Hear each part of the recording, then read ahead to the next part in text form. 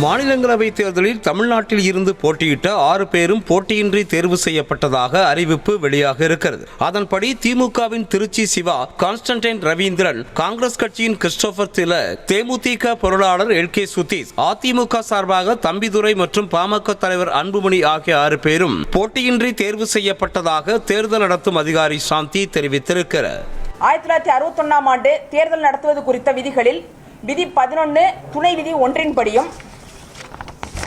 திராவிட முன்னேற்ற கழகத்தை சார்ந்த திரு திருச்சி சிவா அவர்களும் திரு கான்ஸ்டன்டைன் ரவீந்திரன் அவர்களும், இந்திய தேசிய காங்கிரஸை சார்ந்த திரு கிறிஸ்டோபர் மாணிக்கம் அவர்களும், தேசிய முற்போக்கு திராவிட கழகத்தை சார்ந்த திரு எல்கே சுதீஷ் அவர்களும், அனைத்து இந்திய அண்ணா திராவிட முன்னேற்ற கழகத்தை சார்ந்த திரு மு தம்பிதுரை அவர்களும், பாட்டாளி மக்கள் கட்சியை சார்ந்த டாக்டர் அன்புமணி ராமதாஸ் அவர்களும் போட்டியின்றி முறையாக தேர்ந்தெடுக்கப்பட்டுள்ளனர் என்று அறிவிக்கிறேன்.